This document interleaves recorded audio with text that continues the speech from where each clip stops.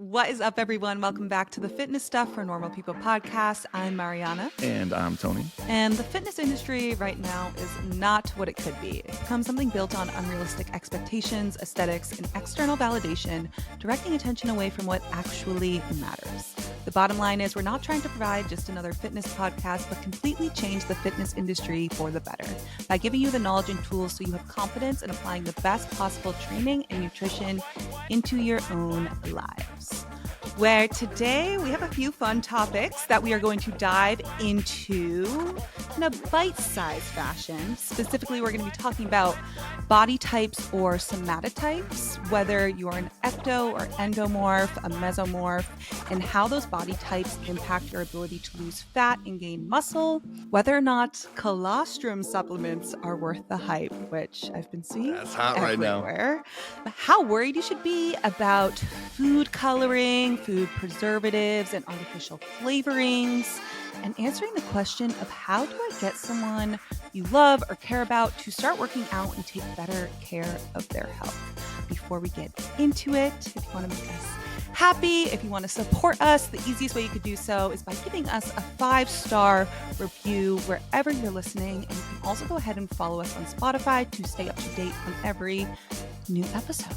And if you want more after each episode, join us over on Premium for just $5 a month. Just $5? Are we insane? A little bit. But over on Premium, you get bonus episodes every single Friday where we're answering your questions. You get access to all of our full training programs, like our high frequency full body program, our ultimate push-pull leg program, and our newest program that is set to drop in just the next few weeks. You also get other sick perks like weekly Legion supplement giveaways, exclusive discounts for companies like Oura Ring, Examine Plus, and so much more. Sign up for that is in our show notes down below. And as always, quick thank you to the sponsor of today's podcast, Legion Athletics, homie since day one, who we talk about enough and have used since long before we partnered with them on the podcast. But if you ever need to restock on your staples, like their whey protein isolate, which is lactose free, so it's super easy on your stomach if that bothers you, like it does me, their high-dosed omega-3 fish oil or clinically dosed pre-workouts, you can use the Legion link down in the show notes down below or type in the code FSPOD. That's FSPOD at checkout for 20% off your first order or double points on every order after that. We've been with them for a long time. I know. With them now. I kind of want to have Mike Matthews back on the podcast. That was one of my favorites. Yeah. Ethan, honestly, I think took my top spot for our favorite guest I've ever had last week, but he was great. Mike might be number 2. It's always interesting to hear about the back end of the supplement industry. I feel like there's always stories to tell, so much shit going on that it's good tea. That's what I'd honestly want the next one to be, is just tea. Straight up. Yeah. Like, give me some dirt. Like, what have you seen? Because he was getting into it a little bit, but we had to cut it short on time because we had like an objective. Because there's so much you don't hear about and don't know. So. Oh my gosh. But the stuff he was going into, I'm like, we need a freaking 3-hour session with this. I know. It was fantastic. Also, shout out. Thank you to everyone who wished me a happy birthday last week. Not talking to Mariana. She forgot, even though I told her. I forgot. I did. It was also on my calendar. I have birthdays on my calendar and I'm the worst. Listen, sorry. No excuse. I didn't. She made it up. But It's I want to give good. a shout out, because have you ever seen those TikToks where it's like, if you have a hard time shopping for your boyfriend, if you have a guy in your life who you got to buy a gift for, but you have no clue what guys want for like Christmas, for their birthday, whatever, all those. Mm-hmm. Karina got me a freaking katana, like a samurai sword, a legit samurai sword. Wait, and I'm not joking. I was up TikTok. until midnight. No, I haven't seen the TikTok. What TikTok? Like of a guy who got a sword from his girlfriend. I was up till midnight that night just playing with it. And we went to, the first thing we did the next morning was go to Walmart to get as much fruit as possible. Bananas, apples, pears, and just like real life fruit. And I'm telling you right now, ladies, if you have a guy in your life. I need to get one for Jack. Seriously, if you have a guy in your life, any guy, doesn't matter, period. Doesn't matter if they watch anime, if they like Japanese culture, who cares? If they're a dude and you get them a legit samurai sword, they will remember it for the rest of their lives. It was the coolest, funniest thing I've ever heard of, but I was playing with it all weekend. I still do. It's insane. It was insane. But we got to get down to business today. Let's get down to business. Sorry. And we're going to start that off talking about somatotypes or body types. I get this question all the time. I think it might be because I'm on more male audience than you. Have you Mhm. talked about or heard a lot about this, the somatotypes? Oh, I've heard quite a bit about it, and I was actually used to be just intrigued by it, seeing as I'm just like a 6 foot tall woman, which not many, I've never had until I really started playing volleyball, anyone with my body Mm, type, none of my friends growing up. So I was just like intrigued by it and what it meant. Yeah, I still see it a lot today too. yeah. A lot of, yeah, guys and girls. A lot of guys and girls, but all the time people would ask me, like, how do I know what my body type is? Or they'll follow it up like, okay, I know I can't change the body type I have, but can I at least make the most out of what I've got? And Yeah. this theory of somatotypes was created, I think, back in the 40s. That's where I traced it back to, by a psychologist that says everyone has an innate body type, either an ecto, endo, or mesomorph, right? Those are the three categories you'd put yourself in. And what type you are would inform your ability to build muscle and lose fat. And you'd have a different approach for whatever type you have. And it's really what this idea was it was written into your genetic code. So changing it would be impossible. You're either 1, 2, or 3. And that's just the cards you're dealt. You got to deal with it. And that was the first like side eye, like, well, wait a second, that I had. Did you just have that too? Like, that was the first little red flag, Mm-hmm. beige flag, yellow flag. We're getting close to the territory, right? But it makes you raise your eyes. Now, the difference between the three is the ectomorph body type. This is more of like the lean and slim body type, right? So these people tend to have more narrow hips and shoulders, thin wrists, thin ankles, longer limbs, and lower levels of body fat and muscle. So for ectomorph, they usually struggle with gaining muscle and even gaining weight in general, any kind of weight, but they find it really, really easy to lose it. These are the people that might say, I've got a fast metabolism, I can't gain weight to save my life, whatever that might look like. That's an ectomorph. The mesomorph body type is typically thought of as like the athletic body type, the one that most people would ideally want when it comes to just purely physique and aesthetic. Broad shoulders, narrow waist. They usually have more muscle than the average person, and they usually find it easier to gain muscle and lose fat than most people do. The endomorph body type, the other one, the third, is thought of as more of like the stocky build type, right? Usually characterized with like a wider rib cage, a wider waist, giving their upper body kind of like a blocky Mm-hmm. appearance is usually how it's best described. And generally speaking, endomorphs find gaining muscle relatively easy, but have a really hard time losing fat, right? And you could go deep into like what traits you have. It's almost like a personality quiz, like an Enneagram or something like that. Myers-Briggs. Yeah. Are you big on Enneagram or either of those? I think they're fascinating. I think I'm an INFJ. I don't. I never connected super well with the Myers-Briggs. I connected way deeper on Enneagram, which was shocking to me. Have you ever taken that one? Which one's that? There's like Probably have. 9 types, and then you have like a type and a subtype, or like a wing is what you call it. It's like I'm a 4-wing 3.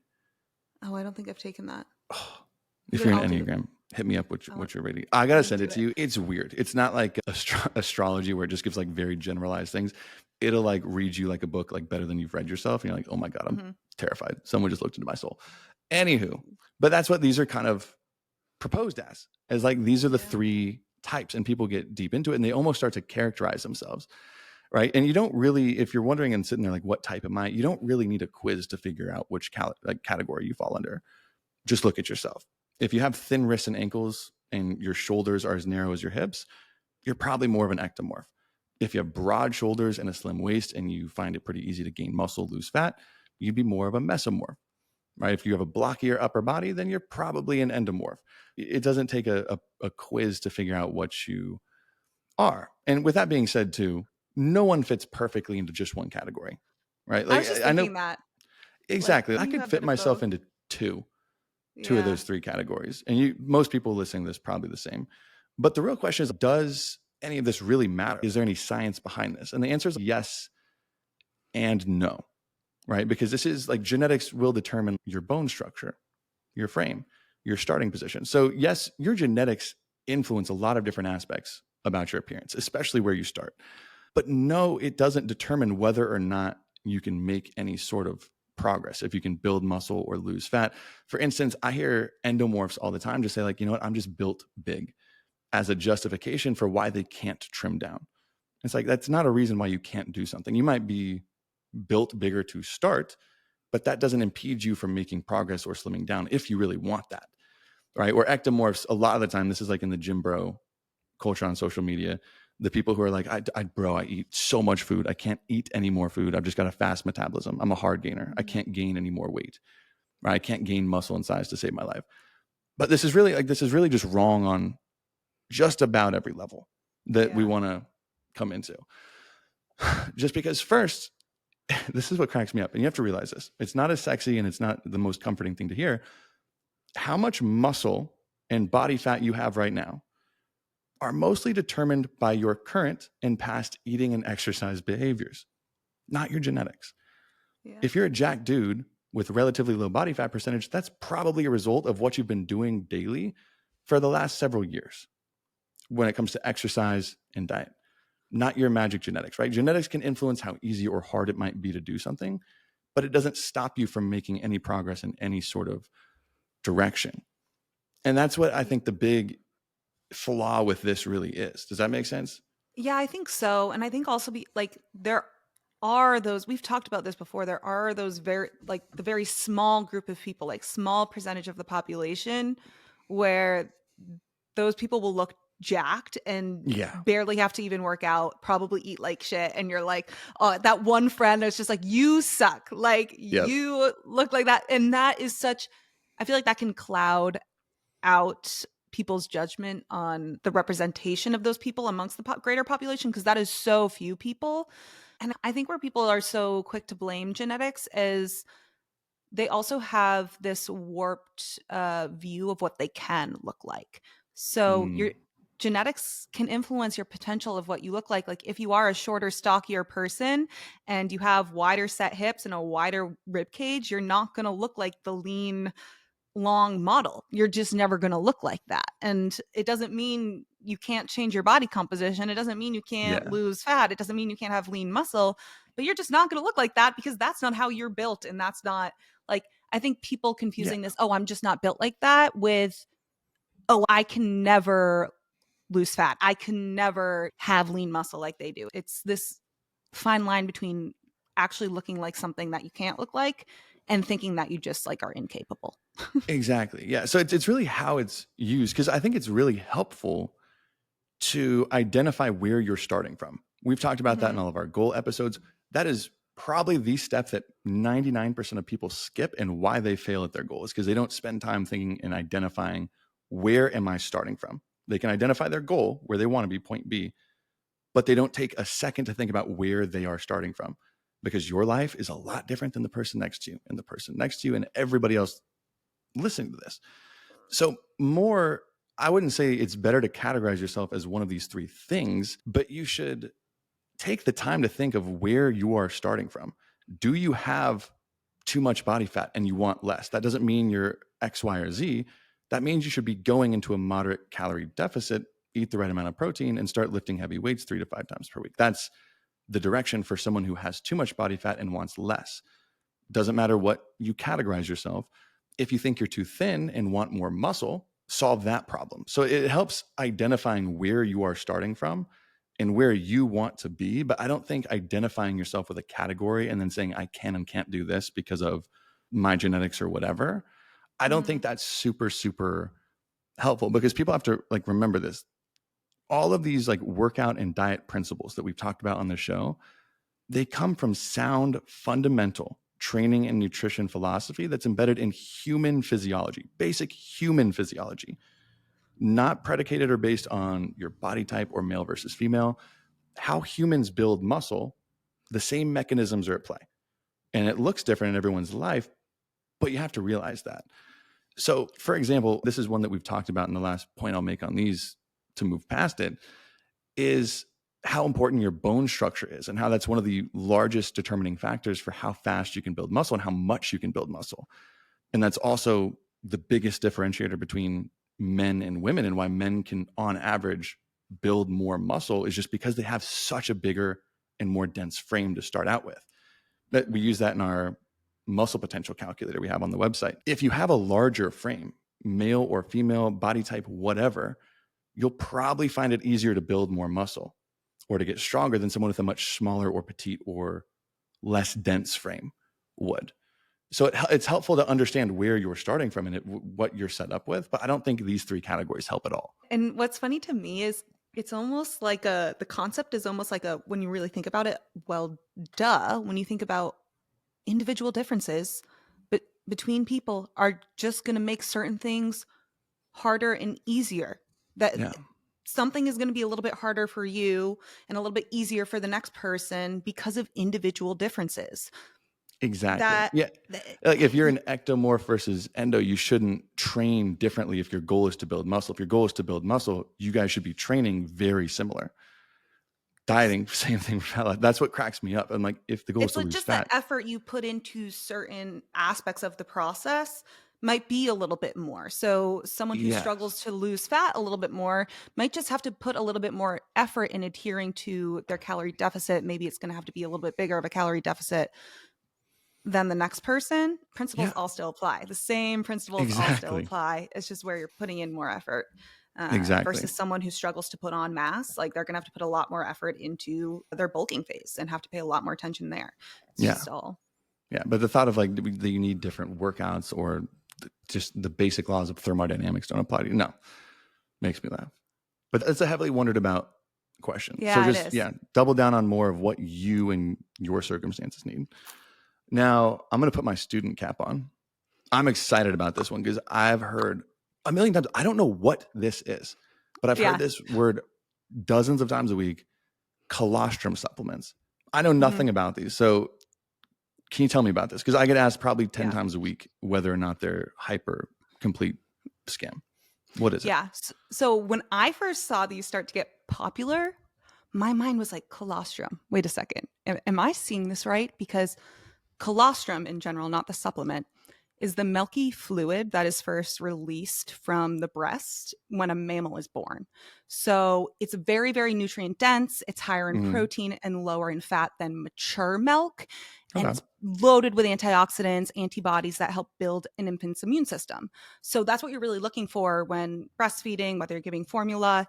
It's the colostrum. That's going to really, really help, one, protect them against a lot of diseases and viruses because of all the antibodies in it, but it provides so many of those nutrients to help you grow and develop.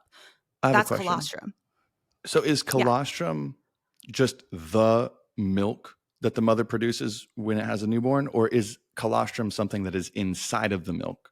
Does that make sense, that question? Yes. Yeah. So it's a milky fluid. So say in breast milk, like it would be found in breast milk. Okay. So colostrum's a thing in breast milk. It's not just what breast milk is called when it's... Sorry. Yeah. So talking about supplements, so these colostrum supplements we're seeing, they're bovine colostrum supplements. So there's a very limited window for humans to receive a dose of your mother's colostrum. You can only consume that in infancy when they're breastfeeding. But there's supplements made from the colostrum of cows. So companies are literally extracting colostrum from mother cow's milk, dehydrating it into a powder, and selling it as this high protein, nutrient rich supplement. That's what it is, which I look at that. I'm like, wait, that's kind of gross. No hate, no shade, but that's a little bit gross to me. A little grody, but I've done some gross things. So, okay. Yeah. So is it like that special? What are you really getting out of it? Let me tell you what companies are claiming. Because what babies get from mothers or any baby mammal, you get these antibodies, a bunch of nutrients. Bovine colostrum is a similar idea, like what you would give to a cow to help it grow, prevent it against diseases. So there's so many of these claims now because of that, because it's so nutrient rich, because it has these antibodies. Now that it's made into a supplement, we are going into the world of unrealistic health claims based off of something that is true, but does it also apply to us as adults? Is it going to have is it meaningful? So the biggest supplement company you see now that you'll see everywhere are Armra, the brand Armra. They sell the bovine colostrum literally everywhere. There are influencer ads everywhere, specifically for this brand. If you go on their website, you'll see claims like it strengthens immunity, fortifies gut health, boosts your metabolism, upgrade your energy, improve mood and focus, enhance skin radiance, optimize performance. This is straight from their website. Yeah, straight from your website. And this is the biggest claims you'll see from people online are saying like how it improves your gut health, boosts your immune system, and then also seeing a lot for weight loss and bloating, all of Hmm. that fun stuff.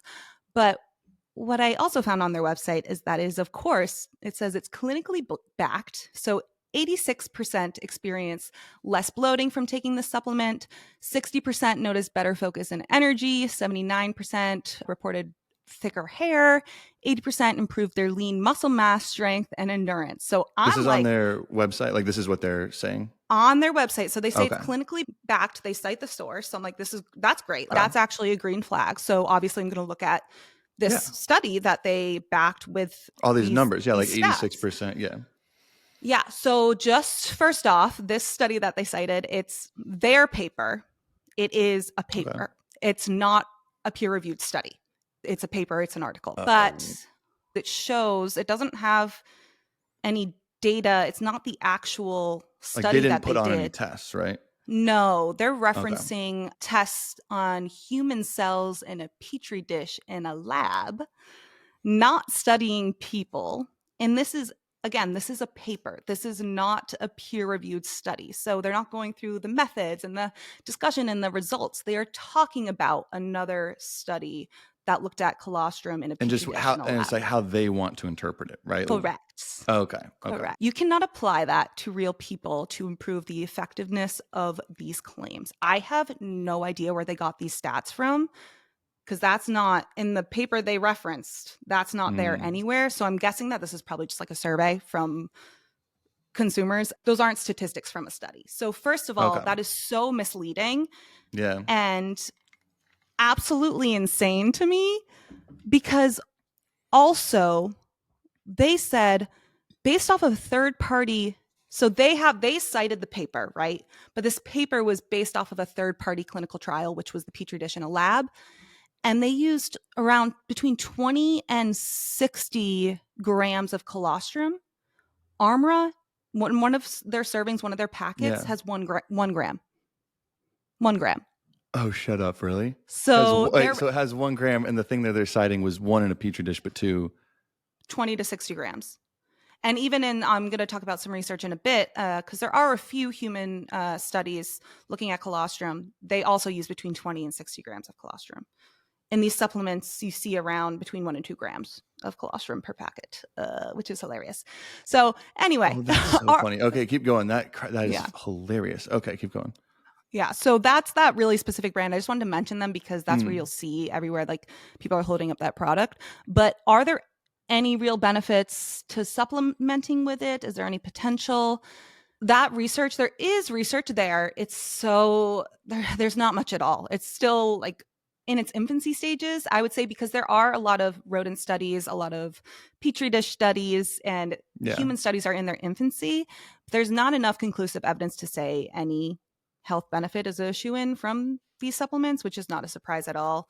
But to talk specifically about like the claims of a weight loss, which you see, which is interesting. I'm like, how on earth could you take this supplement that is from cow milk and say this is going to make you lose weight? That is Yeah. crazy to me. Like, Like I I'm just curious understand. of what mechanism. Like, does it make you less hungry? Does Yeah. it So speed up your, like, what does it do? yeah, so these supplements are high in protein. So protein can help support weight loss indirectly because it can help you be in a calorie deficit. We have talked about that so much. That is specific to protein in general. If you are adding in more protein to your diet in general, that is an effect it's going to have. That's what protein does. And if you're not eating much protein at all, you start to take these supplements in a few of these short-term studies that are very small studies in humans, mostly all elite athletes looking at it. Mm-hmm. You might see a slight difference, but there's no controlling for this protein content. So typically that's, you would, if you looked at that and you drew a conclusion, like how would you know if it's because they're like essentially just taking a protein supplement now versus not? I was gonna say, I wonder what they were, because if they were dosing between 20 and 60 grams, Yeah. I'm like, that's not like any supplement you would find available to No, the you're public not right going to now. get that. No, you're not going to get that. One 8-week study showed a very slight benefit for muscle gain and fat loss in supplementing with colostrum. But the difference, because it was only 20 people and they were elite athletes, you can't really apply that to the greater population. And they also, again, they didn't control for any other dietary intake, including protein. So I don't know, like the group they compared it to that didn't take it, well, essentially it's just looking at people who took a protein supplement and people who didn't. Like that's how I look at Yeah. it, is like there's nothing special I about was the gonna say colostrum here. they're marketing it almost as like this colostrum is special and makes you lose weight. They're not saying Yeah. why or how. It's just like, no, colostrum helps you lose weight. Is it the protein? No, it's colostrum. Yeah. That's what it's Yeah. coming Yeah. off as. Okay. Yeah. And then there was also an article that looked at least like 10 human studies, all smaller. None of them are that great, that significant, but none of them found any difference in body composition when supplementing with colostrum. So the majority of data in humans now shows that colostrum supplements aren't going to have any effect on your body composition, your weight. Where there might be some potential, where again, this is all based off of mice studies and petri dish, so I can't say that this is going to apply to humans, but the so-called immune boosting properties, maybe some potential there that could help with issues like the flu, certain viruses, and airway diseases caused by bacteria. Because again, colostrum is very nutrient rich, but it's also really high in these antibodies that can fight bacteria and viruses. We don't understand how that plays out in adults. These are all based off of animal studies. So potential, maybe, Okay. but can't say anything beyond that. Okay. So, and again, the doses that you find in these studies are not in supplements, not even close to what you're getting from a supplement. Okay, that's what I was So, going to follow up on. I'm like, okay, so with these studies, it's like, okay, would this be something that's very nutrient dense? There could be some potential. But from the supplements people are buying, absolutely not. It's not a maybe, it's an yeah. absolutely not, because you're getting a 20th to a 60th, 2 to 5% of what you'd actually need to It's maybe see a benefit. $100. One of these like two No way. tubs, it's almost like the size of Really? a pre-workout, like that you would get your pre-workout in. Yeah. It's like that same size, $110. $110. Oh No, my God. not So, even. okay, it is like really nutrient dense. Like it's not like a made Yeah. up, it's not a complete scam in that sense. Like No. colostrum itself has a lot of nutrients in it. Yeah, because when But you think about it, it's for the bovine colostrum. It's for baby cows to help them grow and develop, like, yeah, and get the nutrients they need. Like that's how I've seen it marketed. I haven't seen much on it, but that's how I usually see it. It's got all these nutrients because its goal is to grow this little baby cow into a full grown adult cow, Mr. Cow. Yeah, yeah. But is it worth it? Like, probably. I say probably, but if I'm going to be honest here, really no. This brand specifically, and what you're seeing people refer to on social media a lot, clearly has a huge marketing budget and targets vulnerable populations, people like busy moms, especially those with acne, those who struggle with bloating, who struggle to lose weight, and they use that to sell their product. And the biggest tell-all to me is how they are pretending to use clinically relevant data that is not at all relevant to their product, and they are Yeah. skewing the, I don't even want to say results, because I don't even know where they're taking their results from, Yeah. but Either survey it just is completely made up. very misleading. Anytime that there is a website that cites a paper, cites an article, you and I look at it and it's just a paper. It's exactly that. It's an article. It's not a Yeah, you're study. like, oh, here we go. How could you claim any clinical significance if you're doing that? Try to consume as many fruits and vegetables as possible.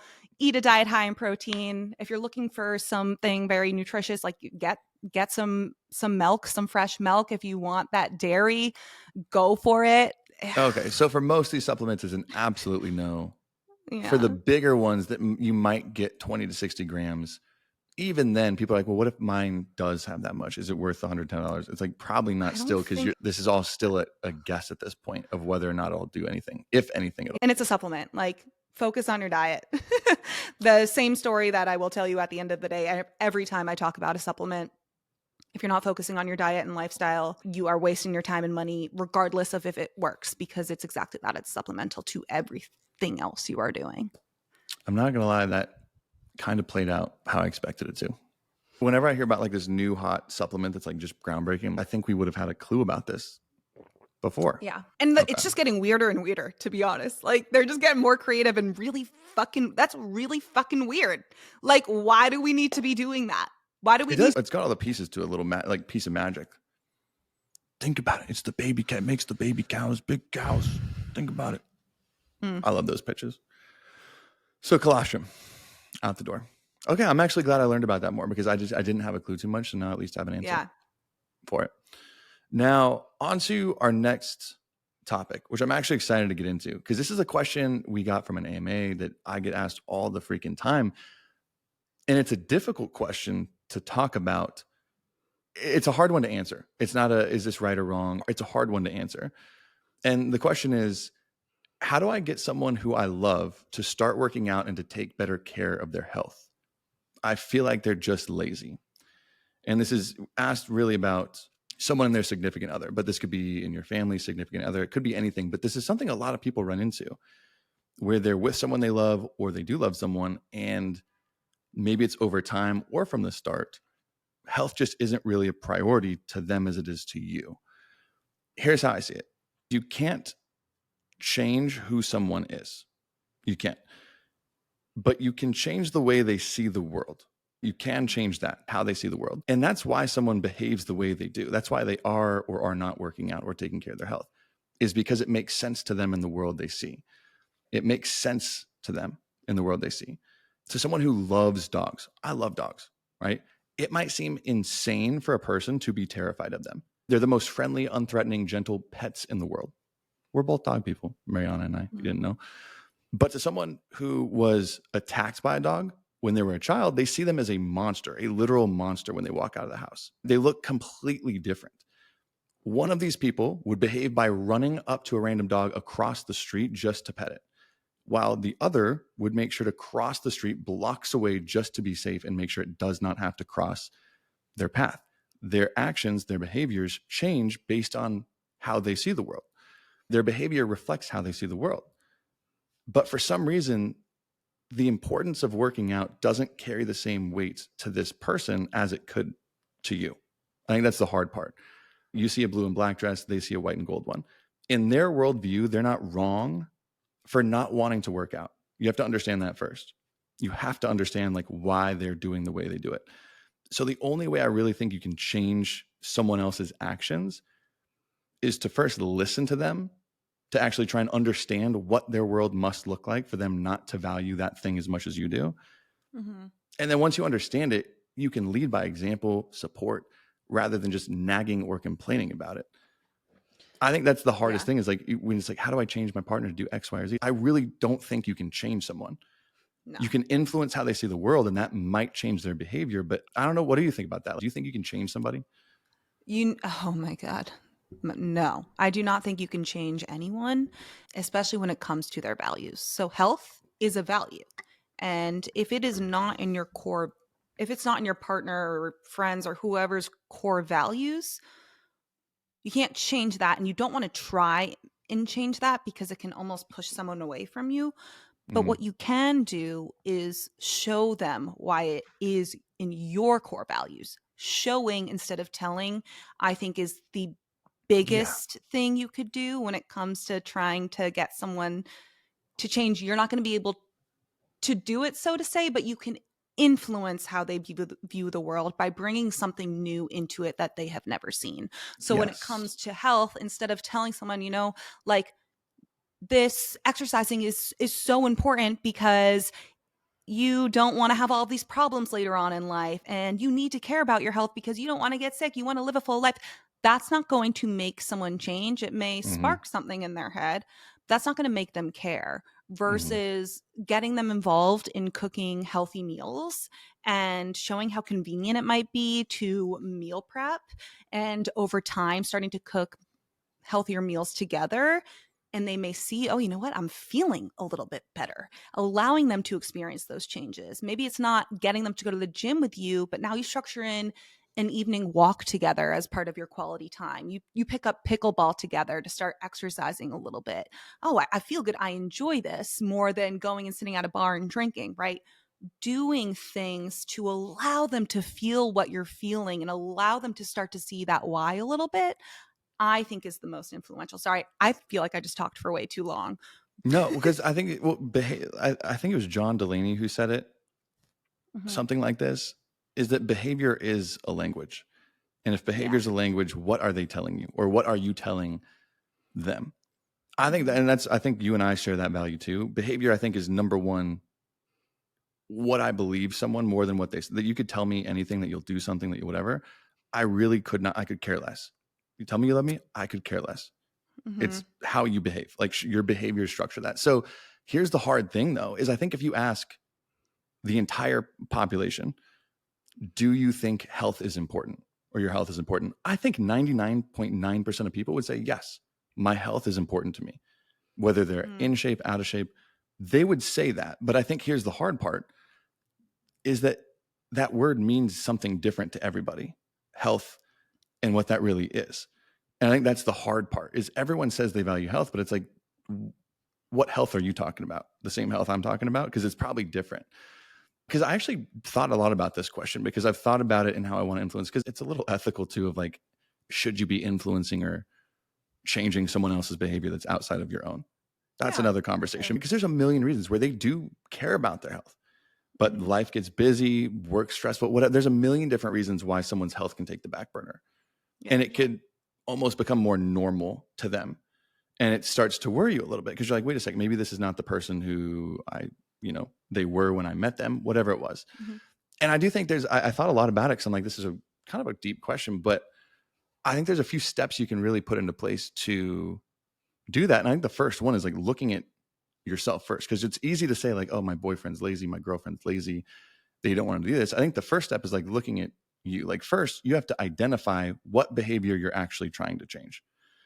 And then you have to understand the motivation behind why they're currently doing what they're doing. So the first part of this is you have to be clear about what behavior you're trying to actually change. Because Mhm. just saying, I want them to be healthier, that is the laziest, meaningless sentence you could say. Get specific. What do you mean? What does healthier mean to you? Right? It means something different, we talked about, to every single person. Is it about exercising more? Is it eating better? Is it improving their mental health, their relationship with themselves? It could mean a million things. What are you talking about? That's what you got to first do. You can't just say, I want them to be healthier, right? Because you're just it's a lazy question. Don't expect anything from that. Mhm. And then the second thing is you have to really be curious and understand the motivation behind their current behavior, what their world must look like for for that to be normal to them. I don't think Mhm. people listen that much or listen that well. I think I was listening to this podcast on Farnham Street with Shane Parrish, one of my favorite podcasts. And for some reason, the way they put it really stuck with me. It's most people are listening to win, not listening to understand. And I think that's so freaking true. When you see people debating, one party is usually just listening to the other one just to hear the key points they can pick apart and win the argument. They're not listening So to true. truly understand where something's coming from. And And sometimes that's I've why so used many that. relationships fail, because that is Yeah. like the worst thing you could do when it comes to communication, like trying Yeah. to But so many, talk about I things. even get caught Yeah. up in doing it sometimes too. Like Karina and I, that's the phrase we'll use if we ever feel like the other person's not trying to understand. It's like, hey, it feels like you're listening to win right now. You're not listening to understand. And it I love brings you that. back down. Cause I think it's easy for people to do that. But I think a lot of people, when they want their partner or someone they care about to change their behavior, they don't care why their behavior is the way it is. They care that it's Mhm. not the way they want it to be. That's what it usually is. Right. And it Yeah. takes a lot of communication. So first, like if you suck at communication, maybe you should try and get better at that first on a you thing. Yeah. But it takes like really like open dialogue, non-judgmental, non-confrontational conversations about the behavior to really figure out what their world must look like for that to be normal. Especially with health, because health is a vulnerable topic and it can be uncomfortable. You don't know if Yeah. there's some level of shame for why someone is acting the way they are that may be keeping them from talking about it with you or wanting to change. It's a very vulnerable topic, and you're like a product of your environment, your upbringing. There's so much that goes into it. Like, I think of, for example, my boyfriend, when we first met, he was really worried about me judging him for him not really eating many vegetables, like that specific. And like he like asked me if I cared, and I was like, no, like why, if you don't mind me asking, like why don't you eat many vegetables? And he's like, it just was never something that my parents, and it wasn't like demonstrated as being as that important really to me, but I'd love to like learn how to cook them like with Yeah. you, and like you know, so Yeah, but you it's would a never know total, if you didn't talk about it, right? And like ask yeah, questions about it. Like, why would you think I care yeah. or whatever? You don't Hmm. know. So don't Yeah. listen to win. Yeah, don't listen to win. Listen to understand. Mm. After you actually understand what their world must look like for that to be normal, I think you have to realize something next. And I found a term for this because I always had thought about this, but I didn't know it was called something. I think it's called self-determination theory, Oh my God, you are is what I taking found. me to back to school. My theories of behavior change. We Yeah. learned all about this. I was going Love to it. say this theory is really just, and it makes so much sense if you think about how you change. If you're listening, it's like how you've gone through change in your life. It's really just that behavior change is more effective when someone feels autonomous, when they're making Hmm. their own decisions, not when someone is telling them what to do. I'm stubborn as hell. I could full heartedly love and want to do something. And the second says someone else comes in and says like, hey, do that. I'm like, don't really want to anymore. Hence why we both work for ourselves. Exactly. Right. Like, but if someone tells you to do something, you might be able to do it, but you don't care about doing it. Hmm. And if you really want Yeah. to change someone's behavior, they have to change as a person. So if you're just Yeah. telling them to do it or nagging it, I promise you that's the fastest way to make it fail. Right. Hmm. Like you have to actually encourage the person and set them up and really go through this on their own and like really give it's more positioning, put them in a position to where they can make the right choices. And it might not look exactly what you picture it in your head, but that's okay. Like Yeah. moving in the right direction is the next thing. And I don't know if there's 3 or 4 parts to this, but the next part, and I think the biggest part, is along the way. Because you got to remember, this is not something that happens in days to weeks.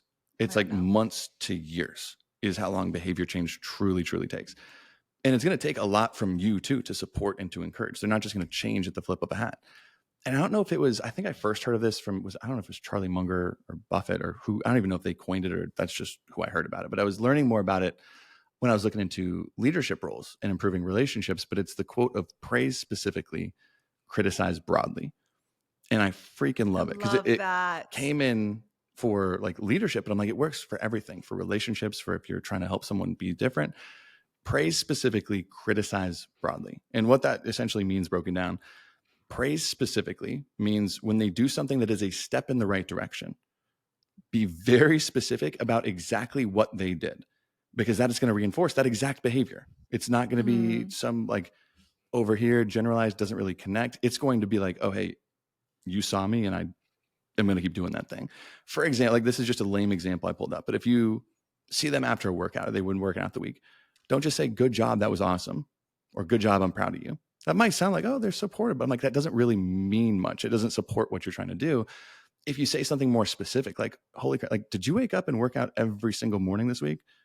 That's insane. Like, that's awesome. And then if you want to throw a little positive reinforcement, you can say, hey, you want to get Chipotle and watch the entire second season of Jujutsu Kaisen this weekend for a little rest and recovery. Let's celebrate it. Whatever. But you have to be specific. Like you did the hard thing of like, you woke up every single morning, you didn't miss a workout. That's very specific versus just, oh, good job, you're Yeah. working out. What, you know what I'm saying? It's very specific. But then the side of that coin is when it comes to quote unquote like bad behavior or criticism, you want to criticize broadly. And this is, I mean, it made sense to me when I was learning about working with employees, but it's even more so in relationships with somebody else, is no one wants to be like ostracized or like singled out or just painted as like the bad person when they screw Hmm. up. Everyone's going to screw up because like that's the first thing. Like they're Yeah. not going to not screw up. That doesn't just happen, right? They're going to screw up on their diet, whatever. But you want to focus more on the situation rather than the individual if you're trying to give that kind of feedback. So this just really helps prevent the person feeling demoralized or attacked because they messed up. So that's what you have to understand. So instead of, for example, if they mess up their diet, saying something like, do you know how bad that food is for you? Or you're never going to eat healthy, or you're never going to get healthy eating like that, or eating stuff like that. That's very specific and that's going to be very targeted. And that's not going to help them improve their behavior, right? Saying something like, oh, like, yo, that's hard. It's really hard to stay on track when life gets busy. I mess up all Hmm. the time. Kind of like what you were saying in the beginning, offer a solution. What if this Sunday we make it meal prep day? We go to Costco, get some fire food, turn on the aux cord for an hour, and we just meal prep our weeks. I got a really busy week next week too. That way we're not going to miss it, right? Yeah. Like the criticism is more putting on yourself or general. It's not putting on them to be better. You're providing a solution. You're being patient. I Hmm. promise, like 10 times, they're 10 times likely to actually improve if you can do that rather than nag or criticize like that. It's the biggest thing in behavior change. And you have to realize, I think the last thing is, like we said, behavior, it doesn't happen at the snap of a finger. It's so funny to me when people expect other people to change overnight. It's like, look at any time you've changed in your life, like a meaningful change. Think about it outside of fitness or health. My favorite example is like when someone changes from political parties, like a Republican to a Democrat or vice versa over time. They don't just wake up one day and realize that they've been wrong their entire lives about what they've thought. It's usually a result of a gradual shift in beliefs, their values or perceptions, rather than that sudden transformation. It's a very gradual shift, one piece at a time, one step out of hundreds of thousands of steps that gets them from point A to point B over years. Someone who doesn't work out or doesn't pay attention to what they eat, has zero healthy habits, they don't just wake up one day and from there on out, they don't miss a day at the gym. They automatically understand how to track their macros and they start doing the Huberman routine, walking 10,000 steps. They don't just do that. They don't wake up one day and be like, you know what, that's me now. It doesn't And work they like might that. not ever want, I think understanding they might not ever want to take it to that level. I think it's also important to talk about like, hey, what are you open to trying? Or like, what are you not comfortable with right now? They may never be on your level of interest in health and working out. What it ends up looking like might be a little different. You're different people. I mean, that's how it should be with anything. Just because you're super passionate about it doesn't mean they're going to become super passionate about it, but they could still support you, start to invest in it more. But understanding going into it that it might not ever get to how you feel about it. Yeah. It almost most definitely won't turn into exactly what you picture in your head. Everyone thinks it's, exactly how I'm doing it is how I want them. I want them to lift weights 4 days per week. I want them to do a little bit of cardio. I want them to walk 10,000. It's like, that's not how it's going to work. And that's where I'm like, when I see people change, and when I've seen it in myself in the past too, you have to realize too, it's not going to look exactly how you want it to look, in the sense of, let's say their first step, as long as it's in the right direction, you should be celebrating that. Maybe they just start moving more, or they get a standing desk rather than a sitting one. They're not going to the gym any different. They're not tracking their food. They're not meal prepping, but a standing desk that's going to get them moving. And just bit by bit, again, it'll start bleeding into more behaviors that you're probably trying to push anyways.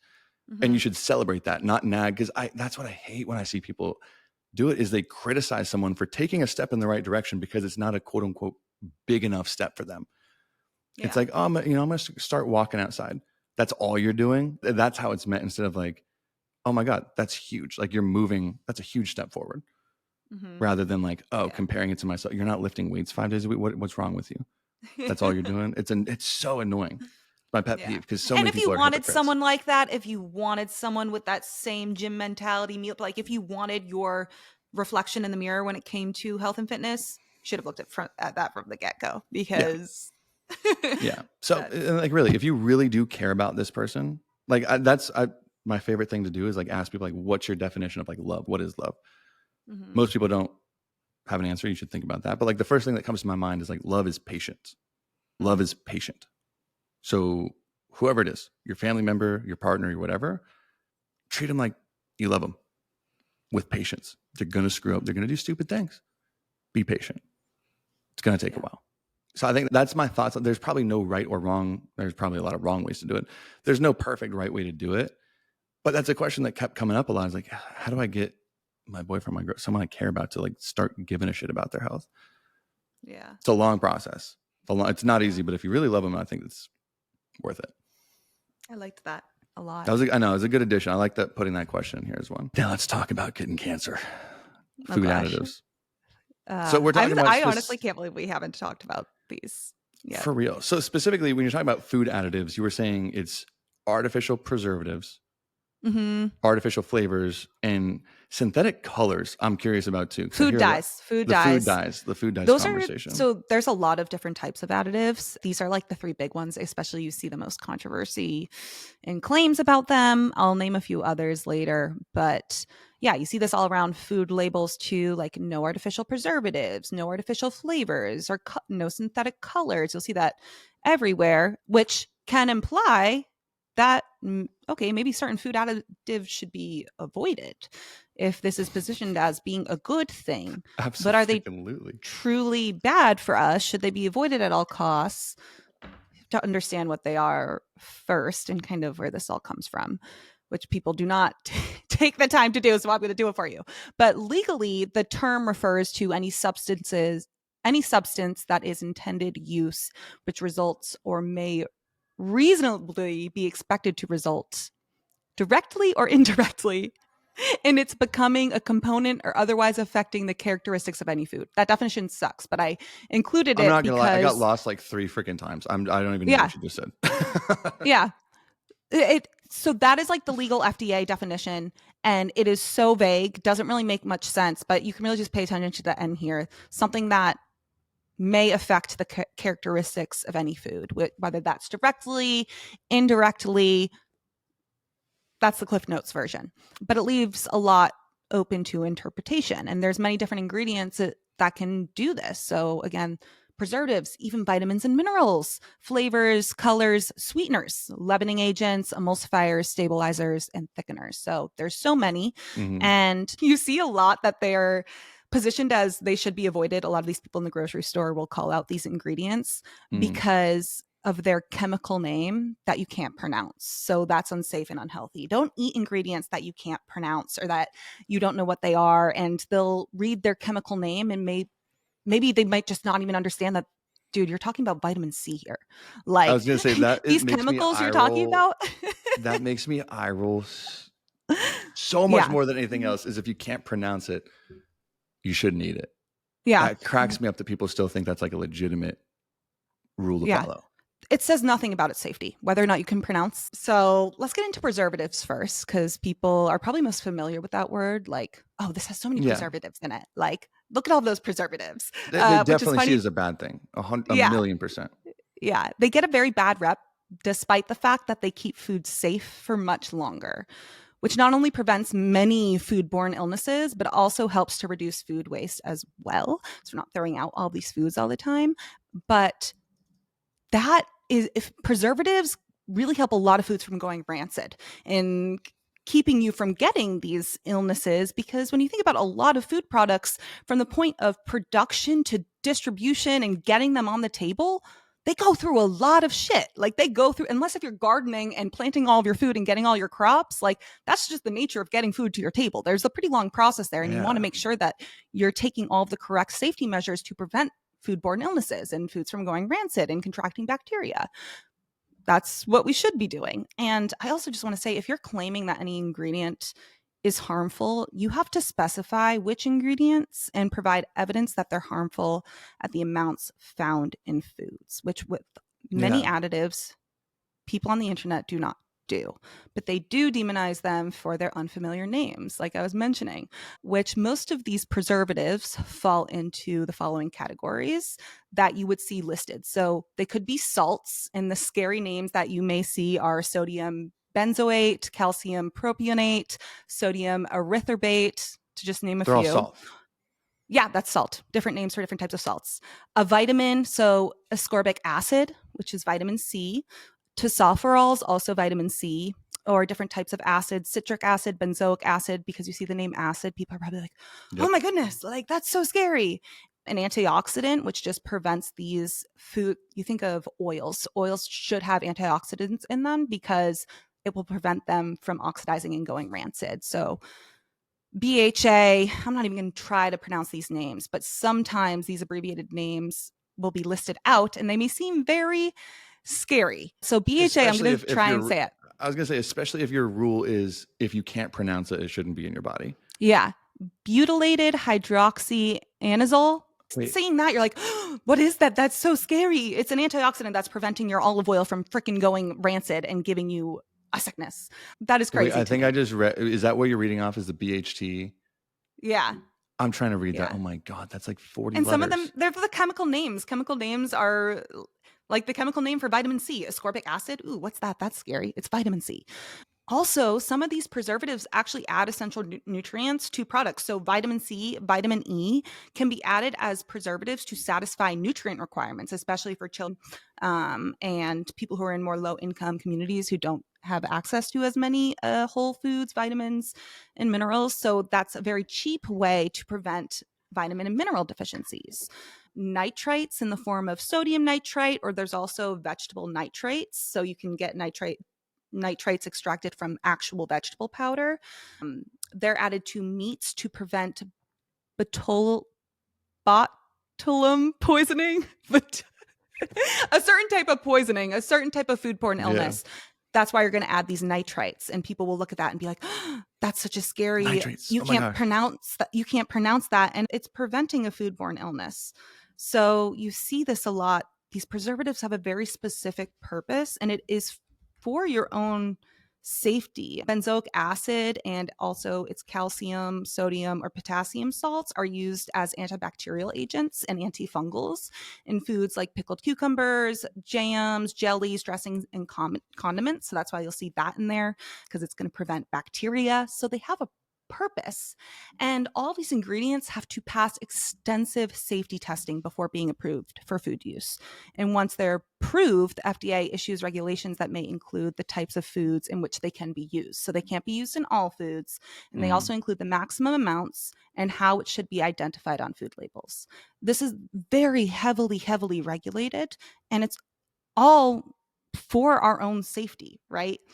Again, this is why I also say, like, really trying to make whole foods the center of your diet is really important. If you're trying to do that, you don't have to worry about all these scary things, because a lot of these additives are going to be found in higher amounts in more processed foods, but that still shouldn't be the bulk of your diet anyway. If processed foods are the majority of your diet, there are other reasons why your health is going to be at risk, mainly because you're not getting health promoting foods, not because of the small amount of preservatives you're getting. But that's preservatives. And that just the long name and chemical list, because I know I made a video like this a while ago. I know Zach Cohen has done it a few times. If you look at like the chemical makeup of just a banana that you pick off a tree, there's like 52 different chemicals that make up that banana. Like a chemical is not it makes up everything that you are touching. Yeah, right now. Everything is chemicals. Yeah. Like same thing with a banana. There's 50 and you can't pronounce half of them. And there's all these scary names. You're like, oh my God. So that was the video. It's like you show someone that and you're like, would you put this in your body? You don't tell them it's a banana. You just show them the ingredient list of all these chemicals it's made of. And everyone's like, oh my God, no, I would never touch that with a 6-foot stick. It's like, it's a freaking banana. It's a fucking, yeah. It's a banana. Yeah. But the funny example about like things with scary names, don't be scared of something that you don't know what it is, first of all. I think that's a good rule of thumb. But like even something with scary names, killer whales, my favorite example. Killer whales, terrifying name. Killer whales, they're intelligent. They're the most social marine animals. They are so freaking nice, especially to humans in the wild. It's a killer whale. Don't be afraid of killer whales. They're the sweetest whales you could freaking touch or see or play with. Preservatives. Yeah. Get that conversation out of here. Yeah. And then we're going on to colors or food dyes. And this is very controversial, very, very controversial. And there is some reason there, but also we are not like, food dyes are such a small part of your diet, and where they're found most prominent in is like, think of like candies, like Skittles. You know, you're going to see a lot of food dyes in there. They're fucking Skittles. Like, that's not California, a health food. Actually, I don't know if you saw that law that was passed late last year. Skittles were banned in California because I think they contained, is it red dye, whatever the scary one is. And the company Skittles, just because California is massive, had to completely redo their formula just for California Skittles. Yeah. It makes sense. Like, as research comes out and maybe you have more, what happened is like Red Dye 40 have a lot more data available about the potential risk, right? It's always a potential risk for cancer is typically what you'll look at these dyes for, carcinogens. And at the federal level, it wasn't, more regulations around Red Dye 40 were put in place because of that. So they changed the amount at which you can add them to foods. They changed the safety level so significantly less. So this was actually, like, no one talks about this part, but companies had to completely change their products because of this. So, and then at the state level, it's in their hands to decide. They have jurisdiction over certain larger companies on whether or not we should ban this. So that's why some states may choose to do so, others might not. But what these colors do is they help maintain or improve the appearance of foods. So there's no nutritional value here, none. And a lot of the foods you find them in, they're not nutrient dense foods to begin with. So it's just funny that it's almost like someone saying like organic alcohol is better for you than alcohol. It's like, we're talking about alcohol here. Like, people having an issue with the Skittles, like, we're talking about about Skittles here. Like they're Yeah. Skittles. Like it's not like that They're is not what's going the to be the funniest part most to me. health promoting food you could think of. No one said that this was a health food. But when you think of a color additive, it can be a dye, pigment, or substance that when added or applied to a food, even drugs, cosmetics, or the human body is capable of changing its color, influencing its color. And the FDA permitted colors are classified to certain certifications or exemptions from these certifications. So if you are in a synthetically produced category, you're going to have different regulations compared to a natural produced category of colors. So natural produced category may be colors derived from vegetable powders. So beetroot powder is used a lot and more, and you'd say like the healthier candy. They're not going to use red dye. They're going to use beetroot powder to color their foods. So they have different regulations there based off if they're natural or synthetic. And there are 9 certified color additives approved for use in the US. And they've undergone extensive testing and have been found to be safe at the amount present in food. And if that ever changes, regulations are going to change. That's what we saw happen with red dye 40. And this is reviewed year over year. It is so heavily regulated. And I don't think people understand that enough. There's this common claim that I even see, like you see, I don't know if you've ever seen this, but this common claim that these synthetic colors are linked to childhood hyperactivity disorders like ADHD, and all of the available data on that has been deemed inconclusive. I was going through so many reviews of the available human studies looking at the relationship between this red dye 40 and ADHD, and nothing. Like you can't draw any conclusion from that. It's just all hearsay from people who start to talk in the media, and it's really difficult to interpret because a lot of the inadequacies in the study design of these studies is really hard to.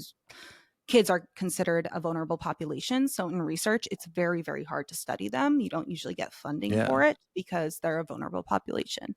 So that's something you hear a lot about with these colorings. You also have the debate between the European Union and the United States on, this food color is banned in the EU but not in the US. I see that a lot. Like people will use that as their reason of why something's good or not for what it is, but it's like, oh, it's banned in Europe and not here. Yeah. So one thing to understand is there's different regulations and processes in the EU and US when it comes to the food system and what we put in our food and everything else. We're different countries. Like there's going to be different regulations, and people have really big issues with certain colors being banned in the UK and not in the US.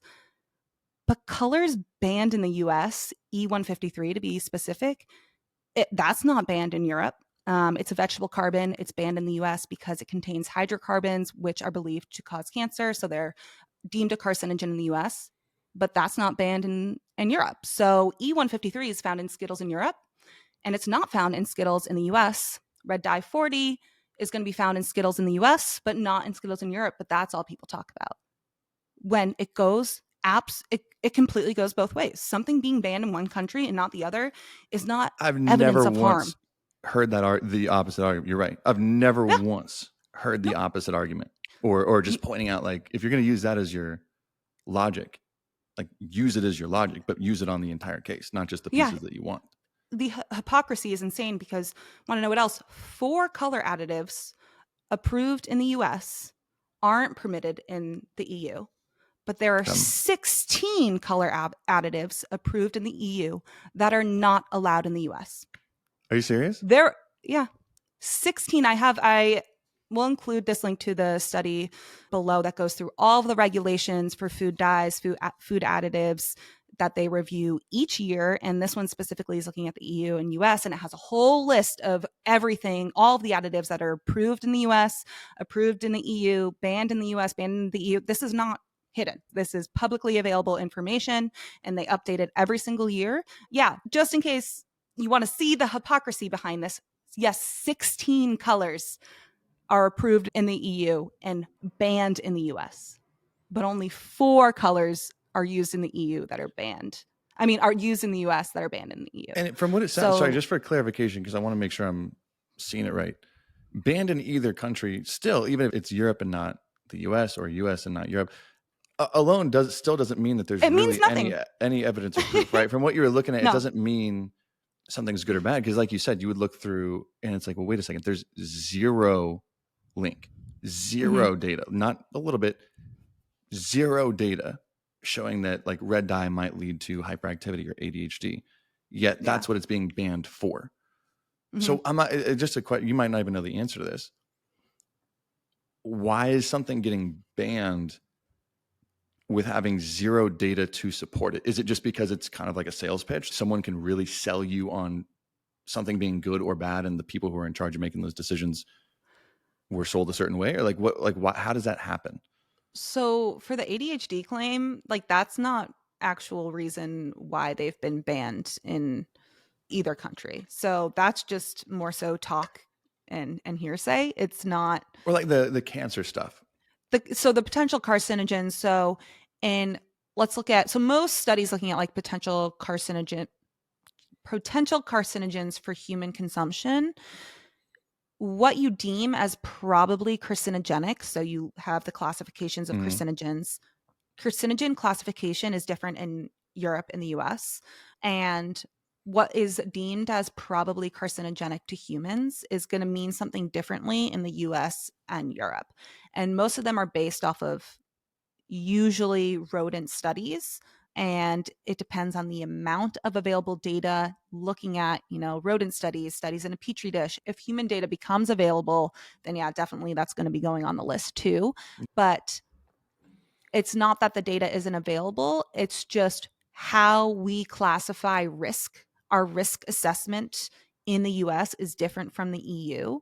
So, us saying something is probably carcinogenic, that means it has the ability to cause cancer. Mm. In certain groups of people, it doesn't clarify the types of people. It doesn't say anything about who is at risk, when they're at risk, at what point. It just possibly can cause cancer. So for us, what is deemed as probably carcinogenic, you need a certain amount of studies to say that. In Europe, the regulations are a little bit more lenient. You may not need as many studies, you may not need as much data available. So they're going to be a little bit more strict on what Okay. is So classified. I was going to say, are there any of these colors now that would be cause of concern? Like I would that are, or is it just like the dose is so It's the dose. so It's small? yeah. Because that's the whole like the whole artificial sweetener thing too. It's like Mhm. aspartame causes cancer. It's like, yeah, if you mega dose like 60 Diet Cokes worth every single Yeah. day, maybe. Yeah. Like, is it kind of the Yeah. same conversation where it's just like the dose is so It's so important. And like tiny? Like, is look that at what high it is? fructose corn syrup. High fructose corn syrup is now banned, and we banned it. And Hmm. it's rare. There's certain like it used to be allowed to be added to everything. So like high fructose corn syrup cannot be added to sodas anymore. That changed over time. More data became available that at certain doses of high fructose corn syrup, we are going to have a big health risk because of the amount of soda that Americans drink. Mm. Just because it's added in a safe quantity within the singular drink, now we have data to look at populations on how much soda Americans drink. Yeah. This is not safe. We need to remove it. Over time, these regulations are going to change, but the dose makes the poison. Red dye 40, there is a lot more research showing that this is a potential carcinogen at the quantities that it is tested on rats in, enough for there to be more regulations about it. I think it will be banned within the next few years. But I was going to say, is that enough cause for someone to avoid anything with red dye 40? If you're not in California, Skittles? Or is it just like, oh, I'm eating 7 Skittles with an insanely tiny amount? Like, is it something that should be Yeah. avoided? If you're throwing back a pack of Skittles a day, like I would say don't do that. Like for various For a lot reasons. of reasons, probably not just like red Yeah. dye 40, but for a Yeah. lot of reasons. Yeah. Something that's like, it's not something that you should steer clear of 100% of the time, Yeah. is what you'd say. Like, if it makes up a large Yeah. part of your diet, there's a lot of reasons with that, or a lot of problems with Hmm. that. That's going Yeah. to be one of them. And But I'm not over here like supporting adding red dye 40 to everything. Like I think red dye 40 is unnecessary. We have come a long way in food science that it's like mm, almost this potential risk is very unnecessary because there are so many other ways that we can make things red. It's not really necessary. That's why I think it's going to be gone because it's just not even worth the headache about it. And the biggest change, like our government will make changes at the federal level, typically the most drastic ones when they're trying to save their ass. Like, yeah, all the research could be there, but they're like, oh, we might get too many lawsuits like this year. Like we're gonna get rid of this. Like that's unfortunately what happens. Yeah, so that's colors. That's another big one. I think it's important to understand that. Again, this is not me saying like go have all these artificial like colors and make this a part of your diet. Like don't take it that way. It's just better to understand where this is coming from and to hopefully lift and alleviate that fear. Tony and I say all the time, like the majority of what you're eating on a day-to-day basis is what matters and is the most influential to your health. If you notice that you're snacking on Skittles all day, 7 days a week, like, yeah, cut back, but for many reasons, not just because I was going to say probably 10 other reasons before the right to red dye 40, but yeah. Okay. Yeah. But all of these additives have a purpose, and that's what I want you to understand. Like emulsifiers. So you see lecithin, soy lecithin, people will call out a lot. Mono and diglycerides. These all help prevent ingredient separation. So that's important. You see them a lot in almond milk. So soy lecithin is going to be in almond milk. It's going to prevent certain ingredients from separating and maybe curdling at the bottom. You also see stabilizers and thickeners. So pectin, guar gum, carrageenan, xanth gum. They help improve the texture and consistency of products. And typically they're the last ingredient. So they're added in very small amounts that would not have an effect on your health. Leavening agents like baking soda, monocalcium phosphate. These allow baked goods to rise during baking. Yes, they're considered an additive. And some additives also control the pH of food. So lactic acid, citric acid, this prevents it from spoiling, going rancid.